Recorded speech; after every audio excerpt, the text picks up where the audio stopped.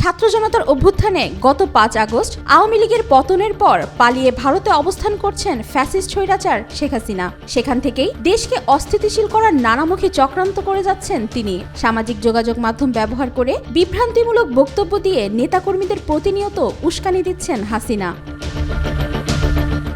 সম্প্রতি London, America, Europe সহ আওয়ামী লীগের প্রবাসী নেতাদের সঙ্গে জুম মিটিংয়ে অংশ নেন খুনি হাসিনা। সেখানে তিনি ঘরবাড়িতে হামলা সহ দেশ অস্থিতিশীল করার ইঙ্গিত দেন। হাসিনা প্রশ্ন রাখেন, আওয়ামী লীগ নেতাদের ঘরবাড়ি আছে, অন্যদের নেই? তাদেরও ঘরবাড়ি আছে। আওয়ামী লীগ তাদের ভেরিফাইড ফেসবুক পেজে 9 দিনের কর্মসূচি ঘোষণা করেছে। নিষিদ্ধ সংগঠন ছাত্রলীগও অনুরূপ কর্মসূচি প্রকাশ করেছে।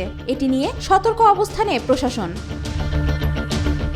এরই মধ্যে গভীর রাতে পটুয়াখালীর কলাপাড়া থানার রজপাড়া গ্রামে কন্টেন্ট ক্রিয়েটর নুরুজ্জামান কাফির বাড়িতে আগুন দেওয়া হয়েছে। বাড়িটির বেশিরভাগ অংশই পুড়ে গিয়েছে। তবে এ ঘটনায় কেউ হতাহত হননি। ছাত্র জনতার আন্দোলনের পুরোটা সময়তেই নুরুজ্জামান কাফি ছাত্রদের পক্ষে অবস্থান নিয়েছিলেন। কন্টেন্টের পাশাপাশি রাজপথেও ভূমিকা রেখেছেন।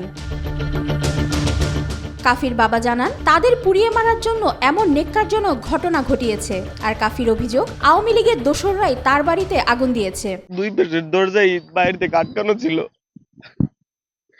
তারা বেড়াটা ভাঙে তারপরে বের হয়েছে। ভাই, আমার ঘর পড়তেছে, কালকে অন্যের ঘর পড়বে।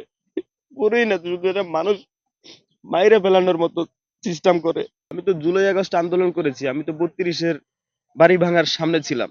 এখানে শত্রু কারা? দেশের শত্রু তো আওয়ামী লীগের বিপক্ষে তো কথা বলেছি। দিনের মতো পরিষ্কার ভাই।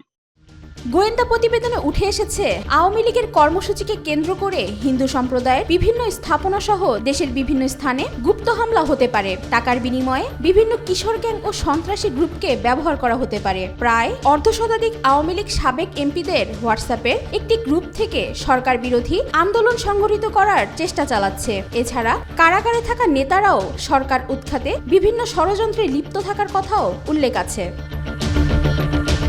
ওয়াহিদা পারভিন, ঈশিতা, আজকাল।